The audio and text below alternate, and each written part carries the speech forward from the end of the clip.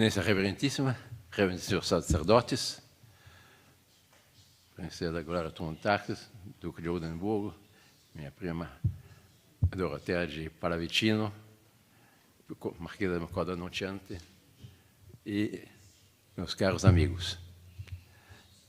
Eu fico muito satisfeito de estar aqui em Roma para participar desse convênio e não vou insistir na importância desse convênio, porque todos estão sentindo o empenho que eles, os,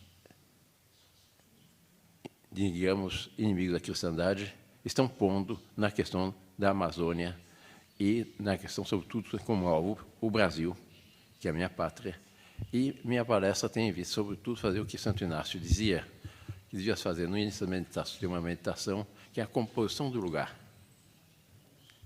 Algo de histórico, como foi a evangelização do Brasil, como foi a conquista do Brasil para a fé católica, junto com a conquista de toda a América, pelos missionários. O Papa João Paulo II disse uma coisa que muito me tocou. O que na Europa levaram 700 anos para a evangelização, para a criação da cristandade, na América, os missionários fizeram em 100 anos. Em 100 anos, toda a América era cristã. Basta ver as cidades do século XVII, do século XVIII, já no começo do século XVI, etc., toda a América já tinha sido evangelizada. E a obra dos missionários católicos foi uma obra extraordinária, com martírios, com dedicações heróicas, com conversões massivas no México, com a Operação Nossa Senhora de Guadalupe, ao índio San Juan Diego. Foram 10 milhões de astecas que converteram em questão de dias. Foi milagroso. Aliás, uma imagem de Nossa Senhora de Guadalupe, que é também milagrosa. Os comunistas fizeram de tudo para destruir, puseram uma bomba, destruíram toda a igreja, a imagem saiu intacta. E a imagem, por assim dizer, faz um pequeno desvio, tem os aspectos milagrosos nos olhos que se vê. O que Nossa Senhora estava vendo naquele momento, com o microscópio, inclusive São Juan Diego, e um outro aspecto muito tocante, que me relatou um bispo mexicano, e quando se põe um estetoscópio no seio da Santíssima Virgem, se ouve o rápido pulsar do Sagrado Coração de Jesus ainda no seio da Santíssima Virgem. Essas são as predileções de Nossa Senhora para a América. E assim as várias aparições na América. Mas no Brasil, porque o Brasil é que está em jogo, o grande alvo do Brasil, dessa campanha desses ambientalistas ou pseudo-defensores dos índios, é o Brasil. E não tem nenhum fundamento na realidade. No Brasil, segundo estatísticas, ainda existem que se declaram índios, cerca de 700 mil índios, dos quais apenas 182 mil que ainda vivem na selva. Mas na selva já tem suas caminhonetes, seus aviões, seus telefones celulares, etc. Já tem todos. Nas tábuas dos índios, o nosso índio, Dr. Jonas, conhece melhor isso do que qualquer um de nós aqui nessa sala. Eles já têm, mas que vivem isolados. Quantos seriam? Talvez 1000. Não mais do que isso. Não é mais do que isso. Mas estão fazendo todo um sínodo para transformar a Igreja Católica a partir de uma visão falsa do que seja o problema indígena no Brasil e no resto do mundo, da América. O Brasil é um país privilegiado. O Brasil nasceu já, por assim dizer, com a bênção de Deus Nosso Senhor, com o Cruzeiro do Sul. Não há nenhum país na América, nem os peruanos, que consideram o Brasil, a constelação do Cruzeiro do Sul, como propriedade própria, tanto quanto nós brasileiros. O Cruzeiro do Sul é nosso. Porque, de fato, o primeiro a discernir no hemisfério sul foi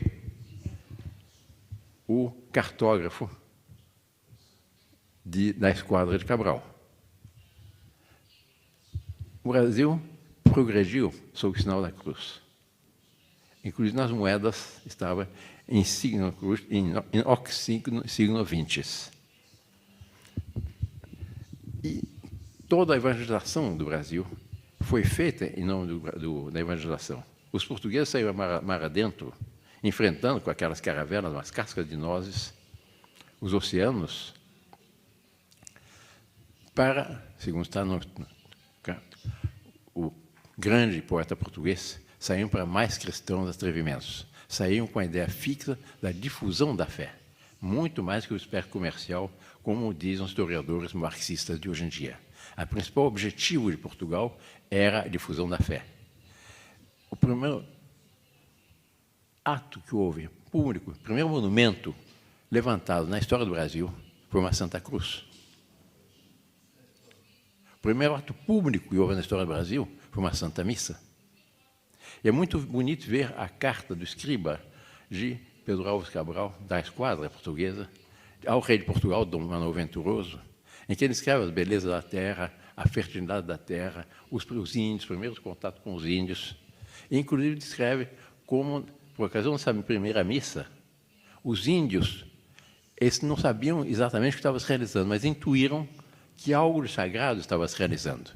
E quando os portugueses se ajoelhavam, os índios se ajoelhavam, quando os portugueses se levantavam, os índios se levantavam, quando na consagração, os portugueses faziam reverência, os índios também faziam. E foram os índios que ajudaram os portugueses a levantar esse primeiro monumento, que foi a Santa Cruz. Portanto, o Brasil é um país que nasceu sobre as bênçãos de Deus. E o Brasil é um país abençoado.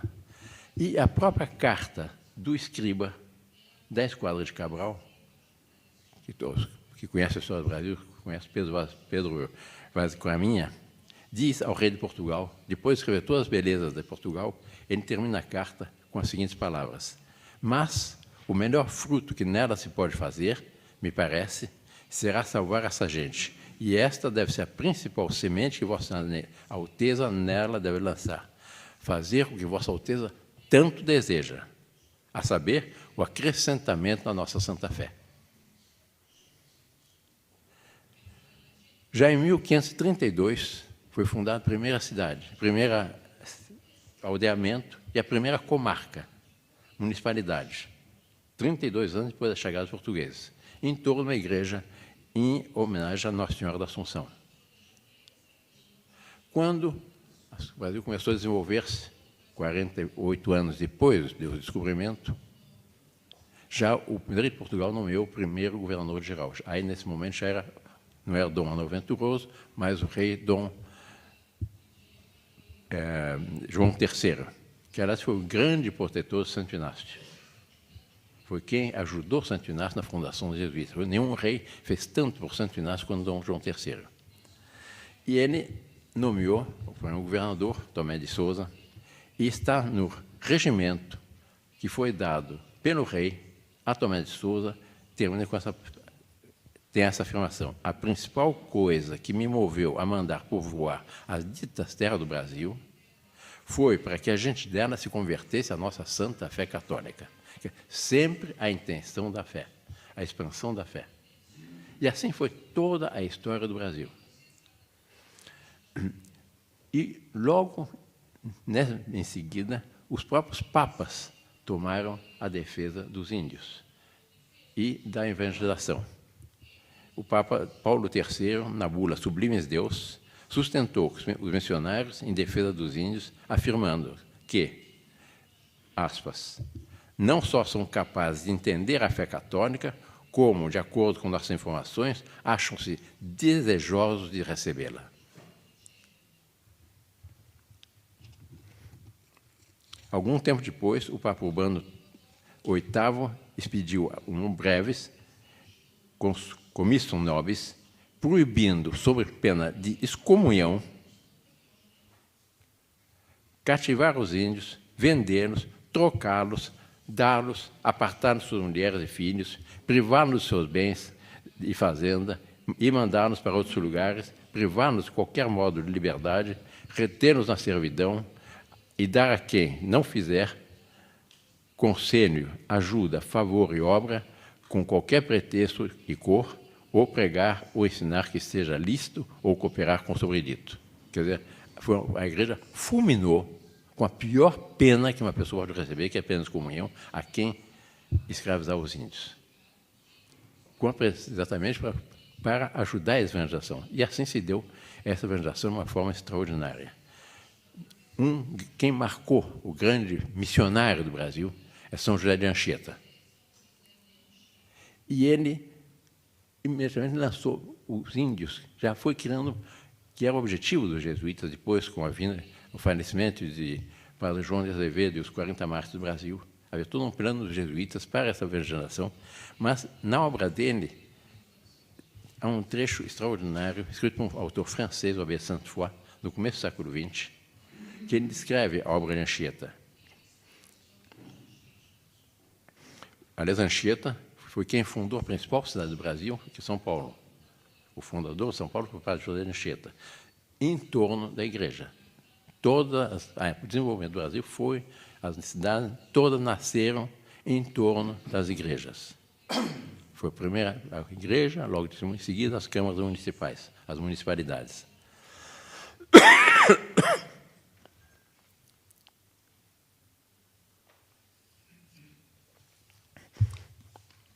Diz a crônica, São José de Anchieta estabeleceu para as cristandades confiadas a seus cuidados a ordenação que devia ser observada ao longo do dia. Ao romper da aurora, o sino tocava o ângelus, e todos começavam a jornada saudando a Maria Santíssima e implorando seu socorro. Depois, as crianças se reuniam de frente à igreja e recitavam alternadamente o rosário. Após o que toda a população da aldeia assistia, o santo sacrifício da missa, os homens de um lado e as mulheres do outro. A missa era seguida pela explicação do catecismo e, na hora determinada, os adultos iam cuidar das suas obrigações e os meninos iam para as respectivas escolas a fim de aprenderem a ler, a escrever, a ajudar as cerimônias da igreja. Recebiam também lições de canto e música, com que realçavam o brilho das cerimônias litúrgicas. Às 5 horas da tarde, toda a população se reunia, retornava à igreja e ouvia uma pregação sobre os fins últimos do homem ou sobre alguma outra verdade da fé católica. O dia era encerrado com uma procissão das crianças que imploravam misericórdia de Deus para as almas do purgatório. Essa era a obra da igreja. E assim foi a evangelização do Brasil. Todo o sul do Brasil se deu assim. Se pode afirmar que a expansão do Brasil foi precedida pelos missionários, marcadamente no século XVI pelos jesuítas. Pode-se igualmente afirmar que toda a conquista da Amazônia, aí entramos na questão da Amazônia, se deve aos missionários. No século XVII, a igreja começou a penetração na Amazônia. As primeiras missões, mais uma vez, foram confiadas aos jesuítas. E quem é o grande jesuíta da conquista da Amazônia é o padre Diogo Nunes, já nascido no Brasil, na província de São Paulo, na capitania de São Vicente. Depois vieram os franciscanos e, em 1693, uma carta régia do rei Dom Pedro II, em negociações com as ordens religiosas, dividia as terras amazônicas entre os jesuítas e os franciscanos. E, a partir de 1694, vieram os carmelitas e os missionários, na Amazônia. Todas as principais cidades da Amazônia, que elas sempre eram precedidas do nome de um santo, foram fundadas em torno das igrejas, das paróquias. A expansão no Brasil não se deve apenas às chamadas entradas e bandeiras, que eram os desbravadores, que eram sempre, via nas suas expedições para a conquista do Brasil, sempre havia um jesuíta ou um franciscano para dar assistência aos desbravadores, para ajudar a catequização dos índios, e assim se deu toda a expansão no Brasil e toda a expansão amazônica. A presença jesuítica na região, conhecida como a cabeça do cachorro, foi fundamental para a incorporação do Brasil ao Brasil. A conexão entre as bacias do Rio Negro e do Orinoco, que na Venezuela, são dois rios. O Rio Negro compõe depois o Amazonas, a partir da cidade de Manaus, e o Orinoco sai no Caribe. Mas os dois rios, nas suas nascentes, se juntam. Foi pela primeira vez confirmada por um jesuíta, Padre Manuel Roviero, em 1744. Assim foi toda a Amazônia. Mas também o Centro-Oeste. Hoje é o celeiro do Brasil, na região do Mato Grosso do Sul. Também foi graças aos missionários, mas aí já os salesianos. Aquela é uma terra de missões. Eu me recordo, na capela de minha avó, havia uma relíquia, que era uma flecha de um índio, que transpassou o braço de um missionário, que é muito amigo da nossa família, Padre Hipólito Chogron, e ele depois deu essa flecha para minha avó. Eu me recordo das boas recordações da infância, que ele vai formando a ideia que se chama Amazônia, como posição de lugar. Eu me recordo dessa flecha na capela, que é considerada uma relíquia. Mas ele, apesar de ter sido flechado, foi ele, junto com os missionários salesianos, que fizeram toda aquela conquista, a catequização dessa região do Mato Grosso, que hoje é o celeiro do Brasil e, pode dizer, o celeiro do mundo. Para vocês terem ideia, o Brasil hoje é um país imenso, é a quinta maior nação do mundo, e o Brasil tem, graças a essa colonização, o Brasil hoje alimenta, quer dizer, 1 bilhão e 500 milhões de pessoas no mundo se alimentam alimentos produzidos pelo Brasil, que é uma coisa, essa praticamente 1/4 da população mundial, alimentos com os alimentos produzidos do Brasil. Aí nós vemos que foi o fruto dessa ação dos missionários. Não fossem os missionários, o Brasil nunca seria o que foi. Porque depois, quando houve, no período em que se uniram as duas coroas, Portugal e Espanha, com o falecimento do cardeal Dom Henrique, que foi o último rei da dinastia de Avis, Portugal foi dominado pela Espanha durante 60 anos. E o Brasil, que é uma faixa de terra, que é da cidade de Marajó, fora do Amazonas, é até a cidade de Laguna, em Santa Catarina, mas é uma pequena faixa de terra, com uma linha. O Brasil, depois do Tratado de Posidetes de Madrid, passou a ser uma nação 3 vezes maior, que em 60 anos o espírito empreendedor dos portugueses, sempre acompanhado pelos missionários, fizeram que o Brasil passasse a ter um território 3 vezes maior do que o atual. Isso tudo foi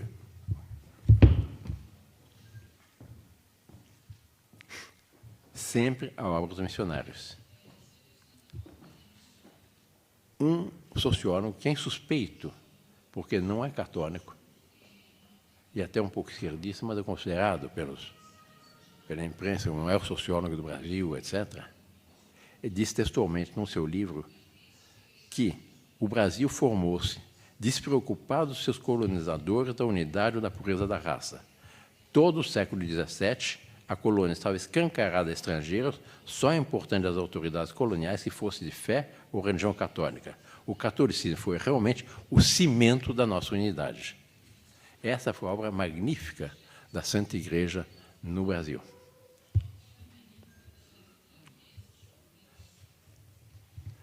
Eu repito, pode-se dizer que a colonização e a expansão da fé no Brasil foram, sobretudo, realização do mandato do nosso Senhor Jesus Cristo, quando disse: ide, evangelizai a todos os povos, e batizai-os em nome do Padre, do Filho e do Espírito Santo. Da permuta de bons ofícios, exatamente, entre a Igreja e a monarquia portuguesa, depois independente, também brasileira, surgiu essa, como eu disse, a quinta maior nação do mundo, mas em território, mas em riquezas é a primeira potência do mundo. Nenhum país do mundo, nem a China, nem os Estados Unidos, nem o Canadá, que são um pouco maiores que o Brasil, tem tantas terras cultiváveis quanto o Brasil.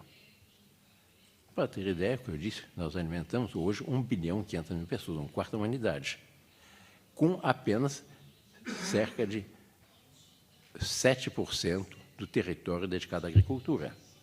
Depois algum tanto mais à pecuária, etc. Mas aí vem o que seja o potencial desse país. E nós não estamos destruindo a Amazônia. A Amazônia está intacta. Todas as pesquisas com satélites confirmadas pela NASA insistem nesse ponto. Aliás, o professor Munion vai desenvolver com mais detalhes, mas todo esse programa, a Amazônia está intacta. O estado do Amazonas, 97% do estado do Amazonas está exatamente como estava quando os portugueses chegaram no Brasil em 1500. E do bioma amazônico, que se distingue da Amazônia legal, cerca de 95% está intacto. Quer dizer, o mito que estão destruindo a Amazônia, queimando a Amazônia, não tem nenhum fundamento. Então, porque a Amazônia, inclusive, é absolutamente impossível de queimar. Pode ser com lança-chama militar para tentar pôr fogo na Amazônia, não pega fogo, porque é rainforest. E Macron e outros saíram, não, a maior floresta tropical do mundo está sendo queimada, o pulmão do mundo está sendo queimado, não vou desenvolver, é a parte do professor Munion, que vai provar que é assim, com dados científicos. O professor Munion é considerado o maior cientista do Brasil nessa matéria, e as senhoras vão ver, sua eminência. Mas assim se formou o Brasil. E aí todos, e quem visita o Brasil, a cidade, o esplendor que houve na cristandade brasileira do século XVI, XVII, XVIII, até o começo do século XIX, é extraordinário. O número de igrejas e a beleza das igrejas era extraordinário. Depois veio o espírito revolucionário e as coisas deixaram de ser assim. Mas até meados do século passado, até o concílio, 97% dos brasileiros se declaravam católicos. 97% dos brasileiros se declararam católicos. Hoje, para a dor nossa, nós caímos para 50%. Esse foi o resultado da mudança na igreja. E me disse o núncio apostólico, há alguns anos, que nós estamos perdendo 1% de fiéis por ano. Esse núncio apostólico, nem mais nem menos, que um dos organizadores desse sino da Amazônia, o cardeal Boldicheri, com o qual eu não morro de amores. Mas toda assistência pública, saúde pública no Brasil, era gratuita. 75% da saúde pública eram as Santas Casas Misericórdias, que é a fundação da Rainha de Portugal, Dona Leonor. 75%. Não havia pobre que não fosse atendido por aquelas irmãs de caridade, pela caridade cristã. O que reinava na sociedade era exatamente o vínculo. Era a caridade cristã. O amor de Deus sobre todas as coisas, o amor ao próximo por amor de Deus. E assim se desenvolveu o Brasil, e assim o Brasil até hoje ainda é uma potência católica. E por mais que certa esquerda, infelizmente, lamentavelmente, movida pela esquerda católica, nunca conseguiram criar um clima de luta de classe no Brasil. Mesmo nesse período de 20 anos, praticamente, nós tivemos governo de esquerda, nunca conseguiram criar um clima de luta de classes. Quem conhece o Brasil sabe que as coisas são assim. Existe um calor humano no Brasil que é herança desse espírito católico da caridade cristã. Com a crise do dito progressismo, da teologia de libertação, posso conciliar o malfadado Paco das Catacumbas, cuja alma foi Dom Helder Câmara, caímos a cerca de 50%. E, em lugar das missões tradicionais, surgiu a missiologia adjornata. Não devemos mais converter os índios. Eles são os puros. Não foram contagiados pelas missões, pelo capitalismo. E aí foi a imensa tragédia do Brasil. Deixou-se ensinar nas escolas o catecismo. As pessoas não têm mais noção de nada. Mesmo na parte, não é só entre os índios, não se ensina mais o catecismo. Se ensina que os ricos são bandidos, que os pobres são explorados, que a terra dos países latifundiários, que etc, etc. Toda uma imagem completamente falsa do Brasil. A respeito da questão dos latifúndios, todos devem ter ouvido falar que o Brasil é o país dos latifundiários, dominado pelos grandes proprietários, etc. Mentira! Eu dou um dado apenas, estatístico. Os Estados Unidos, que são um pouco maiores que o Brasil, tem cerca de 1.200.000 proprietários agrícolas. O Brasil tem mais de 5 milhões de proprietários agrícolas. Quer dizer, a divisão da propriedade no Brasil foi sendo feita organicamente, nas famílias, etc. E existem grandes proprietários, não tem dúvida. São beneméritos, foram eles que trazem o progresso, trazem inovações agrícolas, etc. Com isso, o Brasil alimenta uma boa parte do mundo, mas não há essa ideia que é um país dominado por latifundiários e os outros são um conjunto miseráveis. Isso absolutamente não corresponde à realidade.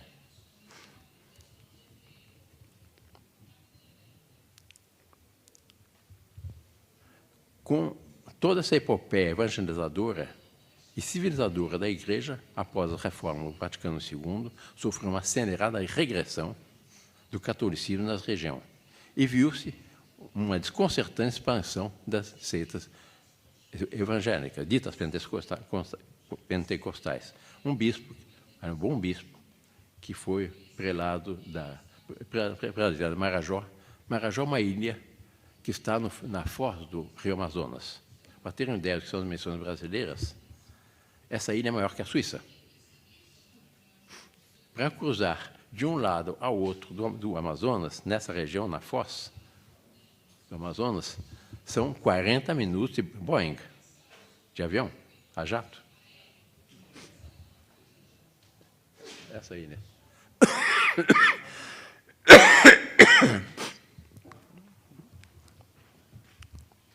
Diz esse bom bispo, um bom missionário, lamentando agora uma questão do sino da Amazônia, ele diz o seguinte: a Amazônia, ao menos a brasileira, não é mais católica. E esse é o ponto principal que deveria ser analisado por ocasião da celebração do sínodo, disse textualmente o bispo. Em algumas regiões, os pentecostais chegam a 80%, onde eram 100% católicos. Quer dizer, essa foi a imensa tragédia.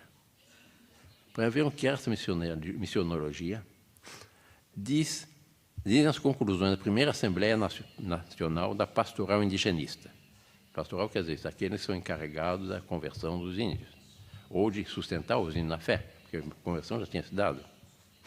Os índios ainda não estão corrompidos, os índios ainda não estão corrompidos pelo sistema em que vivemos. Os índios já vivem as bem-aventuranças. Não conhecem a propriedade privada, o lucro, a competição. Possuem uma vida essencialmente comunitária, em equilíbrio perfeito com a natureza. Não são predatórios, não atentam contra a ecologia, vivem em harmonia. As comunidades indígenas são uma profecia futura para o novo jeito de viver, onde o mais importante é o homem. Daí se entende que o Observatório Romano tenha publicado, há alguns meses atrás, um artigo, quando começou a se falar do ensino da Amazônia, se escreve Amazônia, se legge il mundo.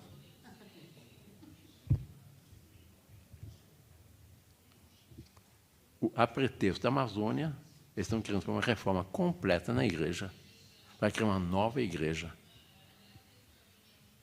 que não é a nossa igreja. É uma transformação radical dos ambientes católicos.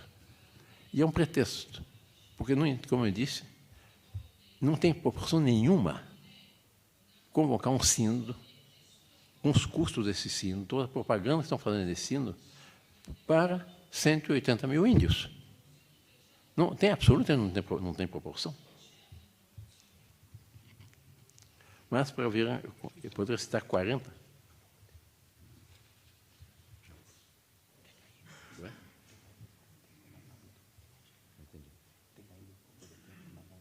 Você também. O senhor falou meia hora, eu comecei às 10h15. esse exatamente é 10h15. Um outro documento da equipe de animação cristã no meio rural, da Arquidiocese do Recife, afirma: entre os índios, todos eram iguais. A terra onde a tribo estava localizada pertencia a todos os membros da mesma tribo. Todos participavam igualmente do trabalho e tinham os mesmos direitos na divisão do produto e do trabalho. Entre os índios não havia pobres nem ricos. Também não existiam classes sociais. Por isso, não havia entre eles a prática do roubo, nem o crime, nem a prostituição. Que era tudo em comum. A propriedade em comum, as mulheres em comum, tudo em comum. Outro documento.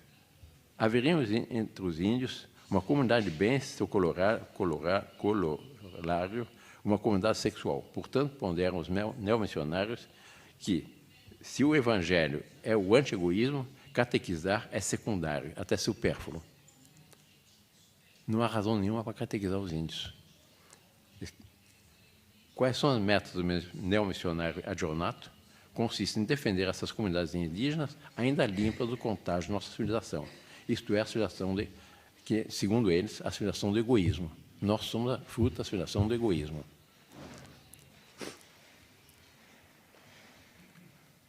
Conscientizar-nos para a excelência, é preciso, diz eles, conscientizar-nos para a excelência da situação em que vivem e para a necessidade de recusarem o Estado ao qual chamam os homens de hoje, que vão à cata da riqueza e de uma obra índia, que é nas florestas, levando dinheiro, cachaça, álcool, vícios, máquinas, os tratores da agricultura, leis, estruturas, etc. E de recusarem especialmente o macrocapitalismo mundial, que quer cultivar a terra e negociá-la. Sempre, então, o objetivo é esse macrocapitalismo. De fato, nós não somos a favor do macrocapitalismo, dessa supercapitalismo, como dizia o Dr. Plínio Corrêa de Oliveira, mas é um mito, porque quem conhece o Brasil sabe que as coisas não são assim. Quão diferente é essa neomissionologia daquela que resultou de 20 séculos da sabedoria cristã e que fez a grandeza da cristandade e a grandeza do Brasil em particular. São 20 séculos de sabedoria que foram abandonadas. Descreve muito bem o professor Plínio Corrêa de Oliveira o que era essa missionologia. Porque o Dr. Plínio Corrêa de Oliveira, exatamente, com este livro, em 1972, já denunciou o que estava sendo gizado, estava sendo planejado por esses neomissionários. Esse livro tem 12 edições, já são 85 mil exemplares distribuídos no Brasil. Vendidos, distribuídos nas campanhas, etc. Aí está denunciada toda essa trama que hoje nós estamos vendo chegar ao seu apogeu.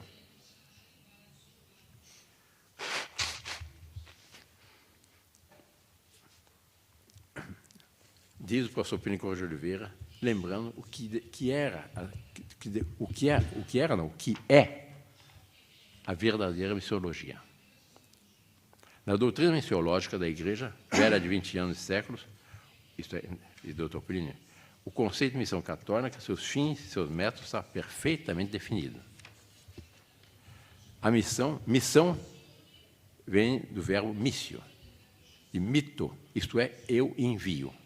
O missionário é o enviado do bispo, do sacerdote e, por extensão, um religioso, até um leigo. Enviado o missionário o é pela Igreja, em nome de Jesus Cristo, a quem representa junto a povos não católicos, com o fim de os trazer à verdadeira fé. Ensina a Igreja que a via normal para o homem se salvar consiste em ser batizado, crer e professar a doutrina e a lei de Jesus Cristo. Trazer os homens para a Igreja é, pois, abrir-lhes as portas do céu, salvá-los. Este é o fim da missão. Essa missão tem por fim supremo a glória extrínseca de Deus. A glória de Deus e a perpétua felicidade dos homens. Não impede que a missão tenha também efeitos temporais, também dos mais elevados. Com efeito, Deus criou o universo numa ordem sublime e imutável, e sendo o homem o rei do universo, tal ordem é sobretudo admirável no que toca a ele. Os preceitos da ordem natural se exprimem nos 10 mandamentos da lei de Deus. Conferetur São Tomé de Aquino, Sumata Teológica, etc., confirmados por nosso Senhor Jesus Cristo e por ele aperfeiçoados. A observação da ordem em qualquer esfera do universo é a condição não só para a conservação desta, como para o seu progresso, o que é, sobretudo, verdadeiro para os seres vivos, especialmente para os homens. Cristianizar e civilizar são, pois, termos correlatos. É impossível cristianizar sem civilizar, como, reciprocamente, é impossível descristianizar sem desordenar, embrutecer, impedir, impelir de volta rumo à barbárie, que é, infelizmente, o que está sendo feito hoje em dia. Ser missionário, continua do professor Plínio Coronel de Vieira, ser missionário no Brasil é principalmente levar o Evangelho aos índios, é levar-lhes também os meios sobrenaturais para que, pela prática dos 10 mandamentos da lei de Deus, alcance o fim celeste, e persuadi-los de que se libertem das superstições e dos costumes bárbaros que os escravizam em sua milenar e infeliz estagnação. É consequência civilizá-los. Essa é a missão dos missionários. Apresentando aos índios os missionários de Jesus Cristo, têm o direito de dizer: conhecereis a verdade vos libertará. E foi exatamente o que aconteceu.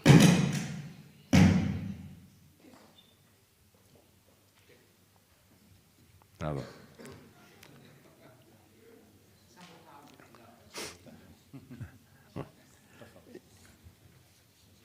Isso me faz lembrar que era o caso de lembrar um pouco aos neomissionários que fazem todo um sínodo para ver a questão de reformar toda a igreja, um dito do filósofo grego Sócrates. Quando os gregos perguntaram a Sócrates, estava num momento de crise, o que devemos fazer para voltarmos a sermos felizes? Sócrates, com aquela simplicidade dos filósofos gregos, respondeu: façam aquilo que faziam quando eram felizes. O que os missionários deviam fazer, atuais? Fazer aquilo que fizeram quando eram felizes. Isto é, quando pregaram a lei de nosso Senhor Jesus Cristo. E quando ajudaram a assimilar os índios, de tal forma que no Brasil, hoje, 67% dos brasileiros têm sangue índio nas veias. Praticamente todos os brasileiros dizem que todos os brasileiros são com sangue índio, que são negro e sangue branco. E dessa somatória dessas qualidades, das várias povos que se encontraram no Brasil, surgiu esse povo extraordinário, que é o povo brasileiro, cuja característica principal é o calor humano nos relacionamentos. Isto é um relacionamento baseado em quê? Na caridade cristã. Amar a Deus sobre todas as coisas e ao próximo como a si mesmo.